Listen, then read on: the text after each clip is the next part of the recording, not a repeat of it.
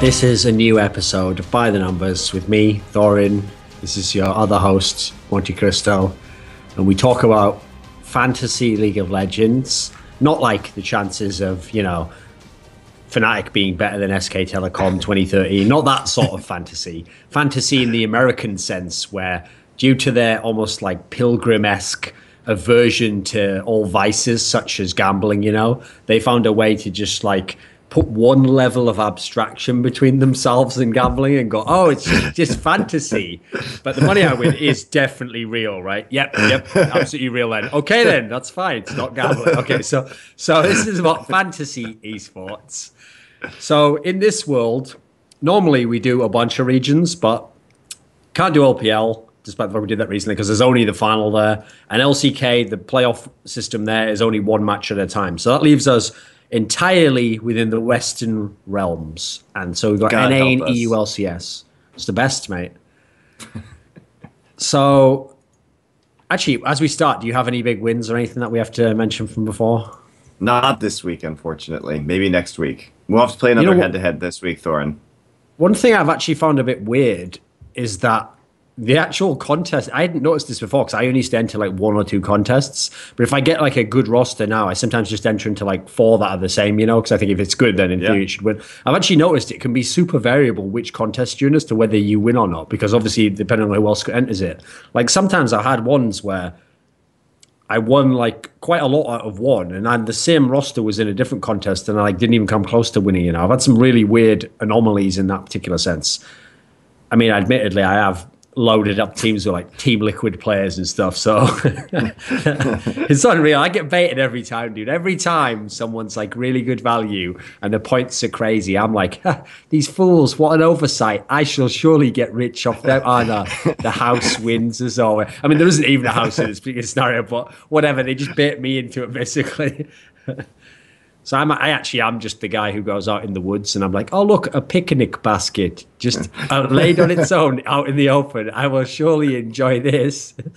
And then I get like one of those ropes around my foot that yanks me up into the air. No one really, no one actually probably ever does that in real life. The amount of times in real life someone actually probably got caught in one of those traps, because you've seen cartoons, it feels like it's happened lots of times. And that's the de facto way to catch someone, much like Alphadraft catch me by just putting Piglet really low. And I'm like, oh, great. Well, there's fill out my bracket with Piglet. And then he just gets wrecked.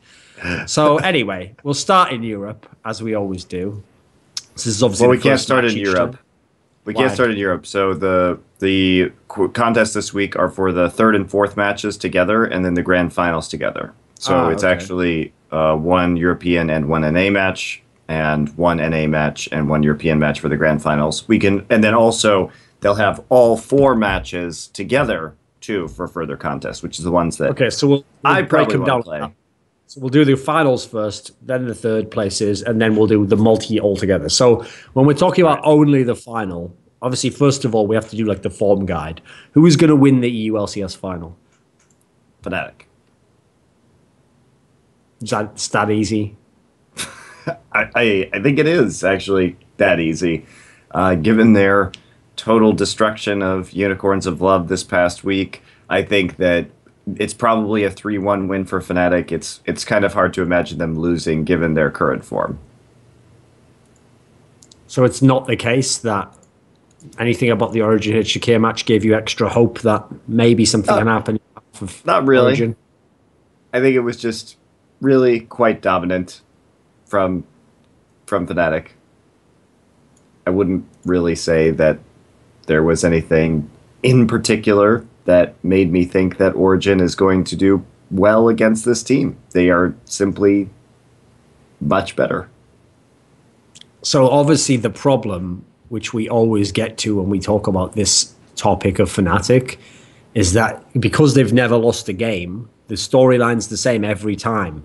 They have like good but not the best stats, although admittedly at this point in time a lot of teams have been eliminated who had the crazy stats, They have the good but not the best stats, but because they're always winning, they're always expensive players in general, except for like some really weird weeks where there were some other matchups, So as a result, again, if you look here, Reckless is the most expensive player in the whole league. In fact, 3 Fnatic players are in the top 5 for this particular tournament. So bearing in mind you're doing the other final as well, are there any Fnatic players who you think are worth worth the money? Not particularly. I think that because this is not as likely to be a close series as TSM versus CLG, I wouldn't necessarily say that the Fnatic players should go first, because the thing to consider when we look at these two grand finals are that the highest rated player on Fnatic is Reckless, right? And he's still 17th when it comes to points while winning. Fnatic is a very clean team. They win without a lot of points. And if we look at the other side of the coin, in terms of points of teams still that are in this tournament, now Team Liquid is way up there, but the top 10 positions within Fantasy of points well ahead are all 100% Team Liquid and CLG players. So I think that in any case, because I would say that CLG and Team Liquid are the favorites for the grand finals and the third and fourth place match respectively, that you really should be looking at Double Lift here, who's expensive, only slightly less expensive than Reckless, but you also have Pole Belter, who's cheaper than Bjergsen, despite the fact that he puts up way more points in a win. So here's the question, though. As a general point about fantasy, the thing with the Fnatic players is that's, in theory, as guaranteed as you can get for a final, you know. It's very likely they will win. So those points are very likely to go away. Whereas, obviously, the TSM and CLG ones, that's a much more debatable final as to who will actually win it. In general, in terms of theory here, is it bet, like, can you still win the contest, do you think, in this particular one, like for the one where it's just the two finalists, for example, in terms of if you take some Fnatic players, or do you think you have to gamble as to who you think will win, CLG or TSM, and go that way? I mean, what I would do if I was playing a 50-50 here is I'd take some Fnatic players because they are guaranteed. I'd take Reckless. That would be the person that the player that I would be most focused around, because Reckless and Huni are the ones that are the top 2 point producers on Fnatic. And then beyond that, I would try and take some TSM players, some CLG players, just to balance it out, because I don't really know which way that series is going to go. I know that if CLG wins, for example, if you're going to play a tournament and you want to make like a CLG roster for your tournament, you could get some good value here, because the CLG players are not the most expensive, yet they create way more points than the TSM players. Bjergsen is the only one on TSM who actually has any kind of points whatsoever, and even then he's 16th out of the players that would be playing in the finals and the third and fourth matches. So very, very low. Santorin, Dyrus, and Lustboy are still all in the bottom 10. Wild Turtle's very mediocre, but he's still bottom 50%, and Bjergsen is really the only one on TSM who's actually going to make points when TSM wins. So a player like Xmithie is really, in theory, has good points in a win. Okay, has very good points, but he's very cheap. He's the cheapest jungler. Yes. Is it worth taking him as a result so you can get stronger carries, in theory, to get more points elsewhere? Is that how you're thinking? I think that it's actually worth taking Xmithie here, because if we look at the way that the games played out against Team Impulse, sure, Rush had more of an effect in the early game, but Xmithie had a very solid series, and he contributed a lot of assists. And he may be 4th on CLG when it comes to points, but he's still 8th overall in the league, because there are 4 CLG players in the top 10. So he's definitely doing well. He puts up over 40 points when they're winning. Is it Piglet, who puts up nearly 53 points and is the #1 player right now? No. Is it even the highest on his team? Doublelift puts up, 49 points? Still very strong? No, but it's more than anybody on TSM, more than Bjergsen, more than anybody on Team Impulse. It's just a lot of points. So one of the problems is, of the teams that are in this final, okay, Origin and CLG get gang loads of points in wins, or at least Origin used to. They've leveled off a bit. The problem is TSM never have particularly gotten that many points. So what does someone do if they think the 2 champions are going to be Fnatic and TSM? How do they build in that sense? I mean, that's a great question. Is it still worth gambling on a CLG player if you think it'll be many games? If you think it'll be 5 games, I think it is worth putting a CLG player in there because likely they will win harder. That's the thing. Also, what we learned from that Roccat series, where Roccat lost, but we got tons of points, is that if it goes 5 games, it actually, in a weird way, almost doesn't matter who wins because you can still get so many points through the 4 if you're like a really sick player, you know? Yeah, and Roccat did get more points even though they lost, which was weird. Because the games they won harder, and the games they lost, they were at least competitive, right? So yeah, they chilled in their base and just got kills and killed creeps, Monty. That's ideal for fantasy. If only Blaze of 2013 had been around, Monty, I could have cleaned up. That would have been if you think TSM and Fnatic are going to win, it's really hard to play because the Fnatic players are very expensive, yet they don't give you too many points. I suppose take Huni and Reckless and Bjergsen and Wild Turtle if you can. Wild Turtle isn't that expensive. That's kind of the core I would build around, but I would still try and fill out with some CLG players because I think that the TSM CLG series has a higher probability of going to 5 games than Fnatic versus Origin. Fnatic versus Origin could just be a 3-0. I think it's really unlikely that TSM versus CLG is a 3-0. Well, I mean, it'd be reasonable. Origin is playing the greatest team in the history of League of Legends, Monty, so, in their prime, if nothing else. So, what can you expect? They're doing their best, mate. They made it to the final. That's enough. Yeah. That's it. That's all you can do for Origin. Origin? Yeah, I actually do think they will win a game. But it's less likely that they will win a game than the TSM versus CLG goes to 4 or 5 games. So. If Origin wins a game, ignoring just like stats against everyone, which players do you think have a chance to do well, thinking of the kind of matchup they'll have against Fnatic? I think Amazing probably has a chance to do very well just because Reignover can be inconsistent in his jungling play. Maybe Niels as well. I think that could be an interesting matchup because Niels... You say to ignore the statistics, but Niels has been a point monster on this Origin roster. But I think Amazing has the best chance to sort of crack the game open. Sure. So, okay, let's do the third place games now. Okay. Just opening this shit up.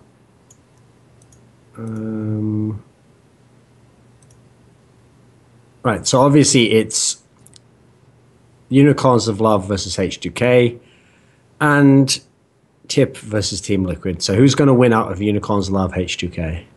I think it's H2K. I don't think Unicorns of Love is going to be able to win this one. Can they win games? I think they can win a game. I think they got so convincingly destroyed by Fnatic that H2K, which is a very coordinated team, even though they lost to Origin, should be able to just out-strategize them and outplay them on the map in the mid and late game. I think that's still a problem that Unicorns of Love had, just looking at the Fnatic and the Roccat series. And they're not going to be able to overpower the members of H2K, I think, that like Origin did. So here's something interesting, Monty. A lot of positions, Unicorns of Love, their players are some of the cheapest, but Horo is the second most expensive jungler. Well, Horo's been making it work early for this Unicorns of Love team. He's not the most in terms of points. That would be Power of Evil. But he's actually been really coming up in terms of points because he's had such a dominant effect on the early game. So that makes sense. So if he goes up against Lulek, should he have any chance in that sense? I think that's a really good matchup for Unicorns of Love to get kills early. So if you want to pick a player that's probably going to be on the losing team, but that will, have a bunch of points, I think Horo might be a good selection here. In the other matchup, you already alluded to the fact you think Team Liquid will beat Tip. Will this series go to 5 games? Will it be like a 5-game match? I think this is the one that you really bet on as the big shit show, right? This is the shit show of the week because neither of these teams have shown that they know how to close out games. So I think this is going to be like a 5-game, 45 to 50 minute every game mega brawl where there are a bunch of Baron throws and everyone's just fighting in the late game and no one is actually able to convert it into a win. We saw TIP. They can get a lead early they can't close it out, like we saw against CLG. We saw TL, they can get a lead early, like we saw against TSM. They can't close it out. TL especially is afraid of committing to taking objectives, and that is going to hurt them, I think. But I believe they'll win, but I think it'll be in 4 or 5 games, and I see this as being very sloppy. We also look at Team Liquid, Piglet, and FeniX, the top 2 when it comes to points well ahead. All 5 Team Liquid players are in the top 10. And these are numbers we have just never seen on any of the fan. Like normally, and for someone to even have like 40 points, usually it was like where it was like a teammate situation where they'd won 2 games, and in those 2 they'd ultra stomped. So really it was like the sample size too small. But basically TL here, admittedly, this is going to be from like 1 game that they won, but 2 of them over 50 points. So when you consider that they're not even the most expensive, Piglet is even the most expensive. And even if TL loses, I still think there's a shot that Piglet gets more points than Hjarnan, who's more expensive than him. Just because if H2K is winning, they're probably going to close pretty efficiently. Whereas if TL is winning, that is not going to happen. So I think this is a pretty good chance to take some TL players, especially like you said, because the top 2 point getters, like Piglet and FeniX, are not even the most expensive at their roles. So you have that going, which is nice. If you think Team Impulse is going to win, Apollo and Rush are still going to be the best buys from that Impulse roster. Maybe worth taking Rush. Let me ask you this. If you think TL is going to be a shit show, and you think that, well, the TL players are worth tons of points, what do you think of making a team from TL and Tip? I think that's a very viable option, just because that would pretty much be saying that you know 100% that the series, or you think it's very likely that the series will go to 5 games.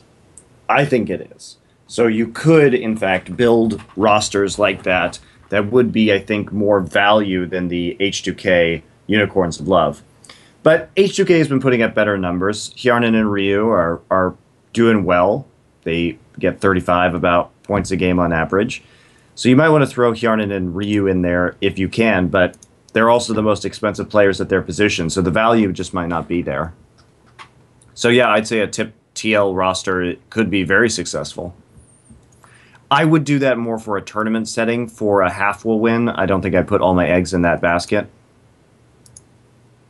Now, if someone wants to do the contest, which is both sets combined, which I would suggest this is one you would definitely want to do, because it gives you a lot more variables, and you can get a lot more bargains, obviously.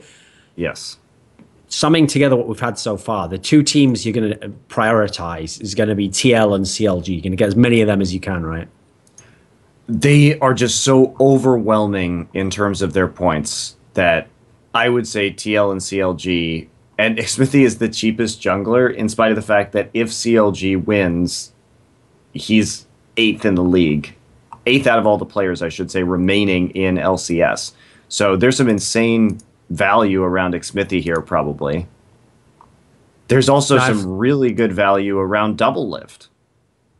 And anybody on CLG is pretty mid-tier when it comes to salaries, actually. If someone has to fill out the team that they've made, which sort of players in a massive one like this do you think aren't some bad pickups? Like if they have to save $400, is it all right to get someone like Impact as the top laner instead of some of the other people?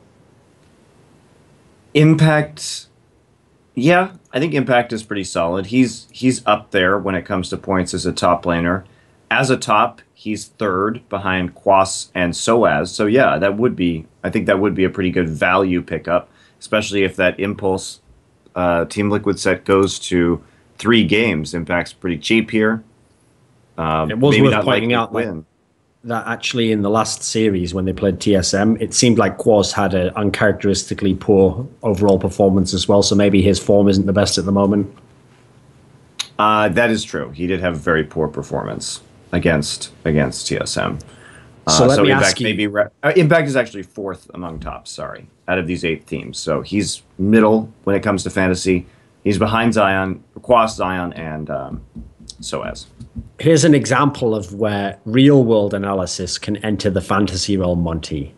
So imagine the people who are the analysts for Tip saw that TSM series and they're like, okay, well, first thing we'll do is just ban Azir every single game.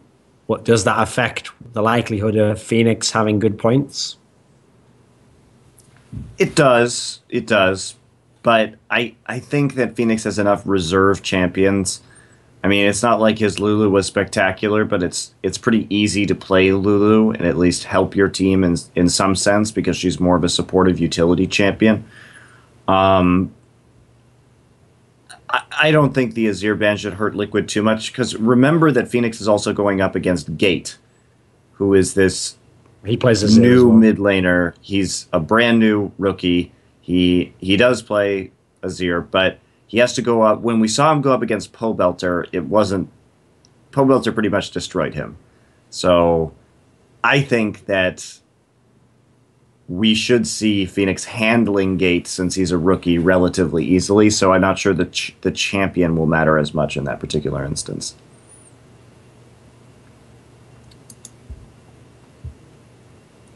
Now, in the past, when we've gone through players, we always say there's certain players you should never get. Okay, so one of them, a great example is Dyrus. It's almost never been the case points-wise. No matter what he costs, he's it's bottom ever 3 worth getting. Yeah, that still applies. Yes, he's bottom 3. Here are the bottom 5. Lust Boy is at the very bottom when it comes to fantasy points, followed by Hylissang, followed by Dyrus, followed by Lulex, and surprisingly, followed by Reignover. Santorin is right after that. Yellowstar is right after that. These are guys that you really do not want to pick up. They do not put up the points, either because they're winning in such an efficient manner, as the case of players like Reignover and Yellowstar, or they just have a tendency to... I mean, even the TSM guys win relatively efficiently these days. They just don't show up when it comes to points. All of Fnatic is very low. All of TSM is very low in fantasy. When they win cleanly. Don't pick them. Pick CLG or Team Liquid or even, yeah, these CLG and Team Liquid are such a dream this week. Is it also the case then, since you're picking CLG to win anyway, that it's also, you get like a double advantage from picking CLG players, and as much as if they lose, it's very unlikely to get 3-0'd, therefore they'll win some games and get some points regardless? I think that's a good way to hedge, yes. Because they're not going to, I don't think that is going to be a 3-0. I think the odds of TSM versus CLG being a 3-0 are really, really low. And I think that this matchup favors CLG right now. They're coming off a very convincing victory over Team Impulse. It looks like they're over a lot of their choking issues or their mental issues that have plagued them previously. TSM, yes, they won against Team Liquid, but they frequently lost the early game and just waited for Team Liquid to implode and make a million mistakes before closing it out. I don't think CLG is going to make those same late game mistakes. When you're putting your roster together, because when I do mine, because I'm trying to just greedily get the most points, I always initially am trying to just get as many of the like super sick carries. Like I always do like my mid AD carry and flex first. Do you do support last? I tend to, yes, because most supports don't put up good numbers. If you really want to support, surprisingly, Xpecial is the #1 support for points. His performance, if we actually look at it, hasn't been that great, but because of the length of a lot of these games that TL plays, he does pick up a lot of points. So sometimes you want to take a look at a player like Xpecial and realize that, hey, Xpecial actually averages more points than Niels, which is the AD carry from Origin, or Hjarnan. So right now, Xpecial actually has a lot more value. When we look at Hjarnan, he has an 8,900 salary, and Xpecial has 6,900, but Xpecial averages more points. So the value is actually really good on Xpecial right now, especially because we think that it's more likely for Team Impulse to go to 5 games than Unicorns of Love H2K. So yeah, because that's the thing. Normally, if it's like a normal play day with like 5 matches going on, support's where I like save the money. If I need to get $400 more for a better player elsewhere, I take it off the support, and sometimes I pick anyone for that. But on this particular play day, there's some bargains potentially to be had there. Yeah, even Aframu, he's behind Niels, but he's ahead of Hjarnan, Ryu, Apollo. So he's $500 cheaper than Xpecial. So Aframu could be a very good pick if CLG wins this series. Now, imagine someone goes against conventional wisdom, what the points say, and they just want to pick all the underdogs. Who are the best players to get in an all-underdog swag type team? The all-underdog team. Well, Power of Evil, Apollo. These are pretty decent pickups. Rush. Of course, you want Niels, Soaz, Horo, I would say. Bjergsen. And that's kind of those are some of the more high point total players on the underdog teams. See, in that scenario, you're not trying to predict that a match will be a shit show. You're just trying to predict the entire West is a shit show, and that's not as bad a bet as it seems on surface. It's not. It's not a bad bet at all. I mean, listen. If Fnatic lose that final, even if it's 3-2, it'll be like that fucking scene where like Alderaan was blown up in A New Hope, Star Wars, where it was like, I heard it was like 1,000 voices cried out at once and then were silenced. That'll be all the lolesports.com writers just like, no, the one storyline I had left, no. I want to see it happen just so all the Fnatic fanboys stop asking me how Fnatic would do against SK Telecom. We had one explosion earlier this week, which was, of course, EDG getting mega rocked by LGD. And then, hopefully, we can look forward to the 3-0 of Origin over Fnatic. And then my personal favorite, the 3-0 of KT over SKT in the finals here in Korea. That's the dream, Thorin. That way no one knows anything about LoL esports anymore. No one can make any predictions at that point. That's like finding out that the zombie apocalypse has just begun and you actually already own a silo with like heavy artillery machine guns and food and water all stored up, and you have, you're just like, well, this is what I've been waiting for. This is my dream world, and now I get to be king. Let all the structures fall. That's what we say on this show. And so much like that, if you like to play fantasy, much like I do in that sense, that's the sort of all underdog team to go for. It's a lot of, I can't say there's a lot of value because very likely most of those teams are going to lose. But in a dream world where everything, imagine if you can just grant me 5 miracles, then actually, yes, there's lots of value to be got there because that's not how value works, basically. Okay, I think that's pretty much it. I have to ask you. So, are you going to be picking CLG players or TSM players this week, Thorin? Because we're going to do another head-to-head. Yeah. So I just want to know, are you on board with the TSM yet? Because this is the big conundrum for you, right? You always don't think TSM is going to win, but you also always think that CLG will choke. That's the one team. What happens? We've now reached this point of conflict where something actually has to give. Unless you just decide zero CLG or TSM players. The problem is, I think that I already know the answer to this, which is that in the case of TSM, eventually, when they are good, you have to just acquiesce and be like, yeah, they are good. That's just that you just begrudgingly accept that. Whereas I can't somehow overcome the notion that CLG, maybe you can handle it, mate, but I can't handle the idea that, all it took us was it only took us the 6 seasons to power up to actually be good enough to win this league. Like, I just can't see it happening, mate. I don't know how they did it before. Well, I kind of do. Tip just was like total crap. So, TL was total crap too. What do you mean? Yeah, but the TSM, conversely, have looked good in both those series. So, I don't know, man. I could see them winning. I think TSM will probably win. So, but for fantasy, I would probably still take mostly CLG players, just because the value should be insane. Like, it has to be minimum 4 games, and there's probably a good chance this can go to 5 games. I think actually. I think it probably will go to 5 games. So I think CLG players are worth taking just because of the value on them. And just because I think TSM would win, I would probably take like Bjergsen as well, along with some of the others, just to fill out the roster. And then the TL one is quite hard, actually. The problem is I don't really have any faith that Origin can win over Fnatic. I don't think that's going to happen. I don't think so either. Yeah, that's kind of saddening in some senses, but oh well. Right, I think we're pretty much done for this one. So remember, I mean, I'll just like use everyone's catchphrases now. Like Richard Lewis on our other one, I'll just say it's like, may all your drafts be alpha, and I'll just say like, pay me, buy the numbers.